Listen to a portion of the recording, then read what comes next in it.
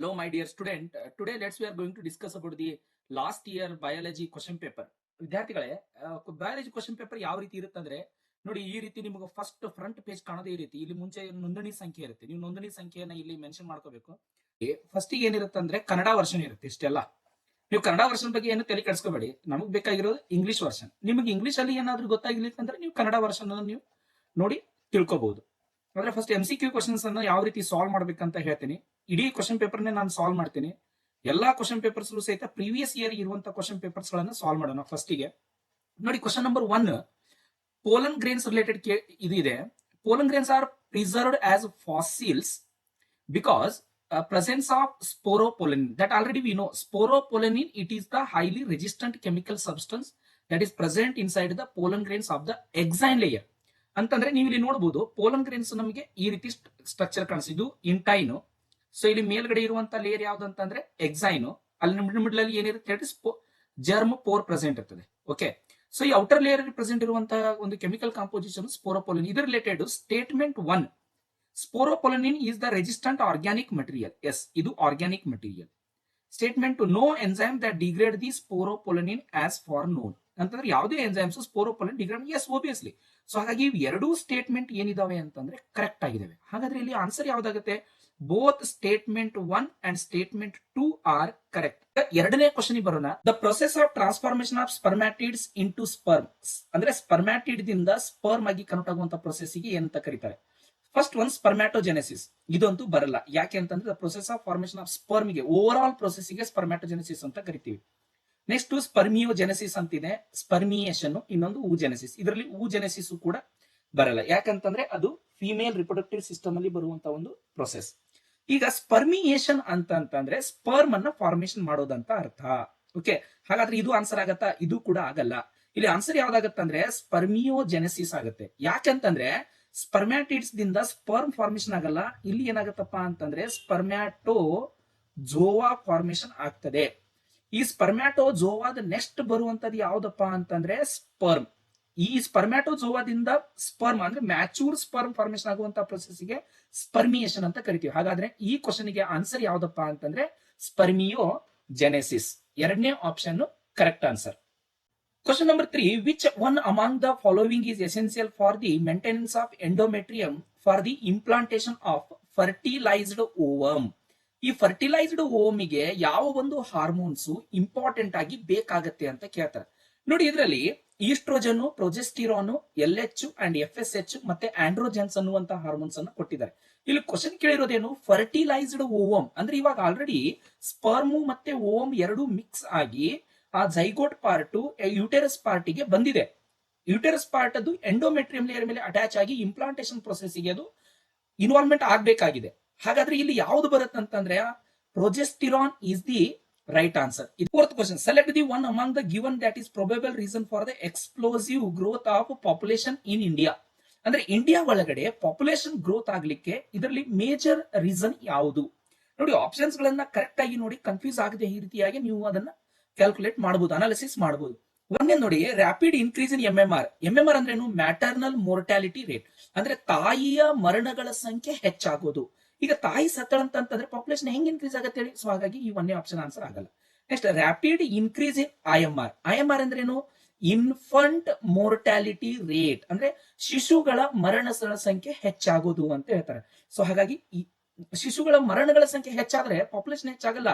ಇದು ಕೂಡ ಆನ್ಸರ್ ಬರುತ್ತೆ. Increase in the number of people in reproducible age and rapid increase in the death rate.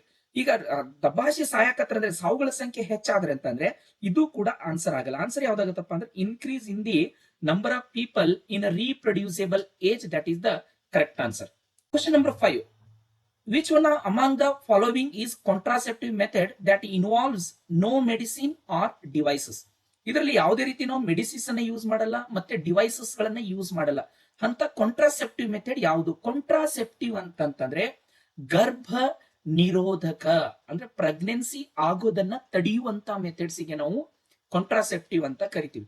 ನೋಡಿ, ಕಾಂಡೋಮ್ಸ್ ಅನ್ನುವಂಥದ್ದು ಒಂದು ಡಿವೈಸ್, ಹಾಗಾಗಿ ಇದು ಕೂಡ ಬರಲ್ಲ. ಸಹೇಲಿ ಅನ್ನುವಂಥದ್ದು ಇದು ಒಂದು ಟ್ಯಾಬ್ಲೆಟ್, ಇದರಲ್ಲಿ ಮೆಡಿಸಿನ್ಸ್ ಅನ್ನ ಹಾಕಿರ್ತಾರೆ, ಇದು ಬರಲ್ಲ.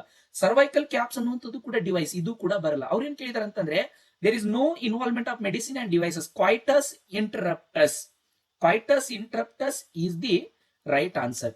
ಸೊ ಕಾಯ್ಟಸ್ ಇಂಟರಪ್ಟಸ್ ಅಲ್ಲಿ ಏನಾಗುತ್ತೆ ಅಂತಂದ್ರೆ ಕಾಮೆಂಟ್ ಅಲ್ಲಿ ನೀವೇ ಹೇಳಿ. Which one among the following ART assisted reproductive technology can be used to rectify the if the infertility is due to low sperm count. ಇವಾಗ ಸ್ಪರ್ಮ್ ಕೌಂಟ್ ಕಡಿಮೆ ಇದೆ, ಹಾಗಾದ್ರೆ ಈ ಕೆಳಗಿನರಲ್ಲಿ ಯಾವ ಒಂದು ಕೂಡ ಬರಲ್ಲ, ಯಾಕಂದ್ರೆ ಇದು ಗ್ಯಾಮೆಟ್ ಇಂಟ್ರಾಫಾಲೋಪಿಯನ್ ಟ್ರಾನ್ಸ್ಫರ್, ಇದು ಜೈಗೋಟ್ ಇಂಟ್ರಾಫಾಲೋಪಿಯನ್ ಟ್ರಾನ್ಸ್ಫರ್. ಇಲ್ಲಿ ಕೇಳಿರುವಂತದ್ದು ಎದ್ರ ಬಗ್ಗೆ, ಸ್ಪರ್ಮ್ ಬಗ್ಗೆ. ಸ್ಪರ್ಮ್ ಕಡಿಮೆ ಇದೆ, ಸೊ ಹಾಗಾಗಿ ಯಾವ್ದು ಪರ್ಫಾರ್ಮ್ ಮಾಡ್ತೀರಿ ನೋಡಿ, ಇದು ಇಂಟ್ರಾ ಯೂಟರೈನ್ ಟ್ರಾನ್ಸ್ಫರ್, ಇದು ಕೂಡ ಬರಲ್ಲ.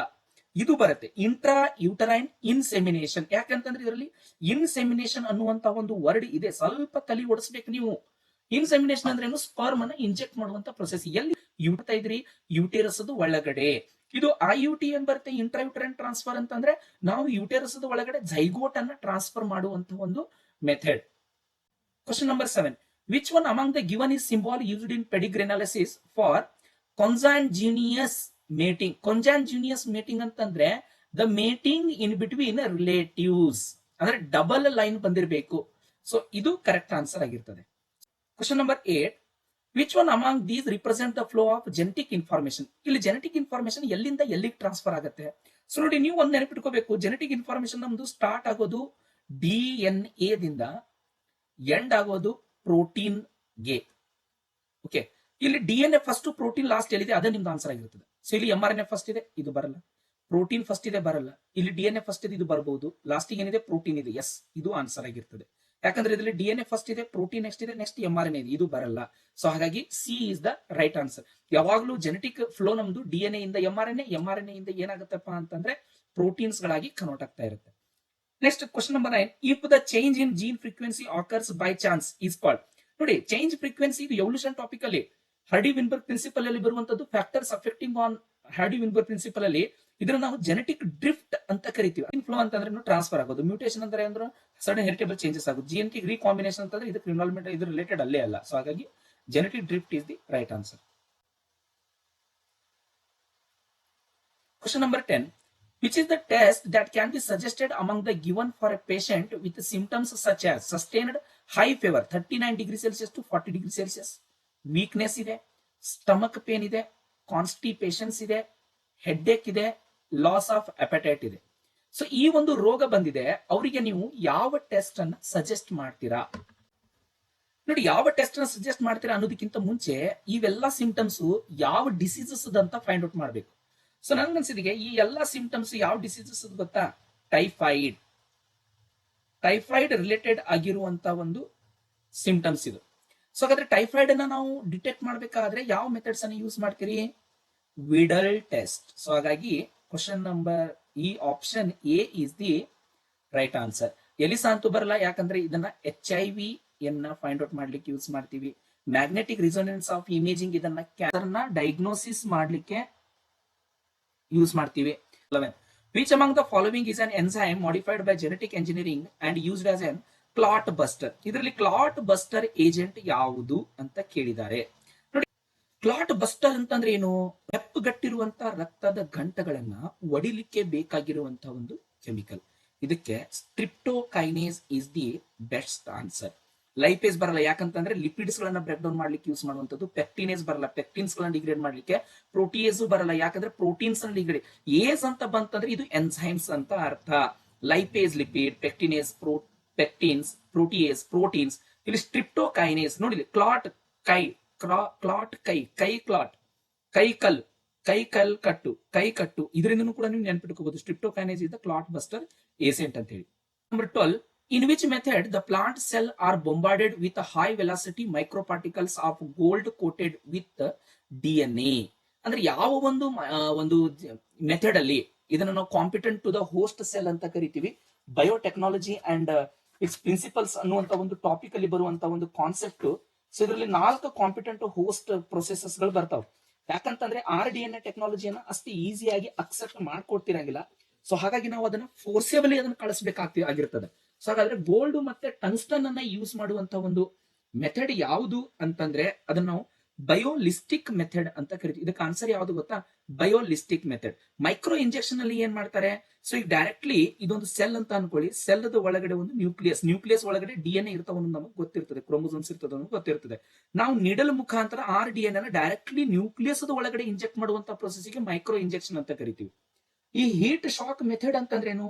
ಫಸ್ಟಿಗೆ ನಾವು ಐಸ್ ಮೇಲೆ ಇಟ್ಟು ನಂತರ 42°C ಅಪ್ಲೈ ಮಾಡ್ತೀವಿ, ಮತ್ತೆ ಅದನ್ನ ಐಸ್ ಮೇಲೆ ಇಡ್ತೀವಿ. ಇದನ್ನ ಹೀಟ್ ಶಾಕ್ ಮೆಥಡ್ ಅಂತ ಕರಿತೀವಿ.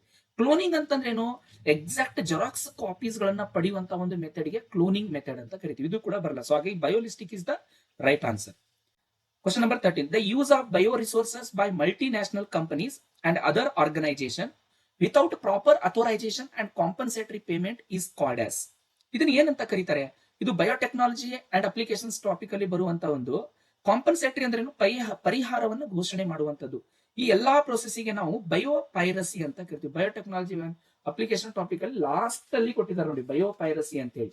ಅದರಲ್ಲಿ ಎಕ್ಸಾಕ್ಟ್ಲಿ ನಿಮಗೆ ಇದೇ ಸ್ಟೇಟ್ಮೆಂಟ್ ನೋಡ್ಲಿಕ್ಕೆ ಸಿಗತ್ತೆ. ನೀವು NCERT ಅಲ್ಲಿರುವಂತಹ ಯಾವುದೇ ಒಂದು ಸೆಂಟೆನ್ಸ್ ಅನ್ನು ಸ್ಕಿಪ್ ಮಾಡಿದ್ರೂ ಕೂಡ ನಿಮಗೆ ಆನ್ಸರ್ ಮಾಡ್ಲಿಕ್ಕೆ ಬರಲ್ಲ. ಸೊ ಹಾಗಾಗಿ NCERT ನಿಮ್ ಮುಂದ್ಗಡೆ ಇರಲೇಬೇಕು. ಬೇರೆ ಯಾವುದೋ ಆಥರ್ಸ್ ಗಳನ್ನ ಎಷ್ಟೋ ರೆಫರ್ ಮಾಡ್ತೀರಂದ್ರೂ ಕೂಡ NCERT is the main. Question number 14. In which of the process given the human is degraded by some microbes and release of inorganic nutrients occur? ಅಂದ್ರೆ ಯಾವ ಒಂದು ಪ್ರೊಸೆಸ್ ಅಲ್ಲಿ ಹ್ಯೂಮನ್ಸ್ ಅಲ್ಲದೆ ಯಾವ ಒಂದು ಪ್ರೊಸೆಸ್ ಅಲ್ಲಿ humus is degraded by some microbes and release the inorganic nutrients. Humus release ಆಗುವಂತದ್ದು ಅಂದ್ರೆ ಹ್ಯೂಮಸ್ ಡಿಗ್ರೇಡ್ ಆಗುವಂತದ್ದು. ಸೊ ಇದು ಪ್ರೊಸೆಸ್ ಯಾವ್ದಪ್ಪ ಅಂತಂದ್ರೆ ಹ್ಯೂಮಸ್ ಡಿಗ್ರೇಡ್ ಆಗಿ ಇನ್ಆರ್ಗ್ಯಾನಿಕ್ ನ್ಯೂಟ್ರಿಯೆಂಟ್ಸ್ ಅನ್ನ ಫಾರ್ಮೇಶನ್ ಮಾಡೋದು. ಹ್ಯೂಮಸ್ ಫಾರ್ಮೇಶನ್ ಮಾಡೋದಕ್ಕೆ ನಾವು ಹ್ಯೂಮಿಫಿಕೇಶನ್ ಅಂತ ಕರಿತೀವಿ. ಹಾಗಾದ್ರೆ ಇಲ್ಲಿ ಇದು ಹ್ಯೂಮಿಫಿಕೇಶನ್ ಆನ್ಸರ್ ಬರಲ್ಲ. Okay, the next one, decomposition process ಅಲ್ಲಿ ಬರುವಂತ ಒಂದು ಮೆಕ್ಯಾನಿಸಮ್ ಇದು. ಡಿಕಾಂಪೋಸಿಷನ್ ಅಲ್ಲಿ 5 ಸ್ಟೆಪ್ಸ್ ಇರುತ್ತೆ. ಯಾವ್ಯಾವುದು? ಒಂದು ಫ್ರಾಗ್ಮೆಂಟೇಶನ್, ಅದು ಭೂಮಿ ಮೇಲ್ಗಡೆ ನಡೆಯುವಂಥದ್ದು. Second one leaching. Third one catabolism. Fragmentation, leaching, catabolism ಭೂಮಿಯ ಮೇಲ್ಗಡೆ ಅಂತಂದ್ರೆ ಮಣ್ಣಿನ ಮೇಲ್ಗಡೆ ನಡೆಯುವಂತ ಪ್ರೊಸೆಸ್. ಹಾಗಾದ್ರೆ ಇಲ್ಲಿ ಲೀಚಿಂಗು ಬರಲ್ಲ, ಕ್ಯಾಟಾಬೋಲಿಸಮ್ ಕೂಡ ಬರಲ್ಲ. ಮತ್ತೆ ಯಾವ್ದು ಬರಬಹುದು? Yes, mineralization. ಯಾಕಂದ್ರೆ ಮಿನರಲ್ಸ್ ಗಳನ್ನ ಫಾರ್ಮೇಶನ್ ಮಾಡೋದು. ಇಲ್ಲಿ ಇನ್ಆರ್ಗ್ಯಾನಿಕ್ ನ್ಯೂಟ್ರಿಯೆಂಟ್ಸ್ ಅಂತಂದ್ರೆ ಏನು? ಮಿನರಲ್ಸ್ ಅನ್ನ ಫಾರ್ಮೇಶನ್ ಮಾಡೋದು. ಅದಕ್ಕೆ mineralisation process is the right answer. So ಇನ್ನೊಂದು ಹ್ಯೂಮಿಫಿಕೇಶನ್ ಪ್ರೊಸೆಸ್ ಕೂಡ ಎದರಲ್ಲಿ ನಡೀತದಪ್ಪ ಅಂತಂದ್ರೆ ಅದು ಸಾಯಿಲ್ ಒಳಗಡೆ ನಡೆಯುವಂತ ಪ್ರೊಸೆಸ್. ಇದನ್ನೊಂದು ನೆನಪಿಟ್ಕೊಡ್ರಿ. 5 steps: fragmentation, leaching, catabolism, humification and mineralisation. Last one, which one among there is an example for ex situ conservation? Ex situ conservation ಅಂತಂದ್ರೇನು? ಲ್ಯಾಬೊರೇಟರಿಗಳಲ್ಲಿ ನಾವು ಪ್ರೊಟೆಕ್ಷನ್ ಮಾಡುವಂತದನ್ನ ಎಕ್ಸ್ ಸಿಟು ಕನ್ಸರ್ವೇಷನ್ ಅಂತ ಕರಿತೀವಿ. ಅದರದ ಸೈಟ್ ಅನ್ನ ಬಿಟ್ಟು ಬೇರೆ ಕಡೆಗೆ. ಇನ್ ಸಿಟು ಕನ್ಸರ್ವೇಷನ್ ಅಂತಂದ್ರೇನು? ಆನ್ ಸೈಟ್ ಅಂತಂದ್ರೆ ಅವು ಎಲ್ಲಿರ್ತಾವೋ ಅಲ್ಲೇ ನಾವು ಅದನ್ನ ಪ್ರೊಟೆಕ್ಷನ್ ಮಾಡುವಂತದನ್ನ ನಾವು ಇನ್ ಸಿಟು ಕನ್ಸರ್ವೇಷನ್. ಎಕ್ಸ್ ಸಿಟು ಕನ್ಸರ್ವೇಷನ್ ಅಂತಂದ್ರೇನು? ಆಫ್ ಸೈಟ್, ಅದರದ ಸೈಟ್ ಅನ್ನ ಬಿಟ್ಟು ಲ್ಯಾಬೊರೇಟರಿಯಲ್ಲಿ ಬೇರೆ ಕಡೆಗೆ ತಂದು ಅದನ್ನ ರಕ್ಷಣೆ ಮಾಡುವಂಥದ್ದು. ಸೊ ಇದರಲ್ಲಿ cryopreservation is the right answer. Biosphere reserves, sanctuaries, national parks ಇವೆಲ್ಲವೂ ಅವು ಎಲ್ಲಿ ಇರ್ತಾವು ಅಲ್ಲೇ ಅವುಗಳನ್ನ ನಾವು ರಕ್ಷಣೆ ಮಾಡಬೇಕಾಗಿರ್ತದೆ. ಬಯೋಡೈವರ್ಸಿಟಿ ಅಂಡ್ ಕನ್ಸರ್ವೇಷನ್ ಟಾಪಿಕ್ ಇಂದ ಬಂದಿರುವಂತಹ ಒಂದು ಕ್ವಶನ್ ಇದು. Next, fill in the blanks. ನೋಡಿ, 5 ಫಿಲ್ ಇನ್ ದ ಬ್ಲಾಂಕ್ಸ್ ಇರ್ತದೆ. ಸ್ವಲ್ಪ ತಲೆಯನ್ನು ಓಡಿಸ್ಬೇಕು ನೀವು, ಅಂದ್ರೆ ಈಸಿಯಾಗಿ ನೀವು ಆನ್ಸರ್ ಮಾಡಬಹುದು. Few flowering plants have evolved a special mechanism to produce seeds without fertilization is called. Yes, ನೀವು ಈಸಿಯಾಗಿ ಬರೀತೀರಿ. The seed which produce without fertilization ಅಂದ್ರೆ ಏನಂತ ಕರೀತೀರಿ? ಅಪೋಮಿಕ್ಸಿಸ್. ಸೊ ಇಲ್ಲಿ 16ನೇದು ಯಾವುದು? ಅಪೋಮಿಕ್ಸಿಸ್. ಸೊ ಇಲ್ಲಿ ನೀವು ಬರಿಬೇಕು 16, 14th ಅಂತ ಹಾಕಿ ಇಲ್ಲಿ ಅಪೋಮಿಕ್ಸಿಸ್ ಅಂತ ಬರಿಬೇಕು. Okay, single step large mutation is known as, yes, obviously that is nothing but saltation. Dash dash acts on uterine muscle and cause stronger contraction during the parturition. ಯಾವುದು ಇಲ್ಲಿ hormones ಹೆಸರು ಯಾವುದು? Oxytocin. Yes, oxytocin that acts on the uterine muscles and cause stronger contraction. Members of genus dash dash form mycorrhiza and absorb the phosphorus from the soil. Mycorrhiza member ಯಾವುದು? ಗ್ಲೋಮಸ್. Very easy, simple ಆಗಿರುವಂತ question. Okay, next last one, the step in which bands of DNA are cut out and extract from the gel piece is termed as, yes, obviously that is nothing but elution.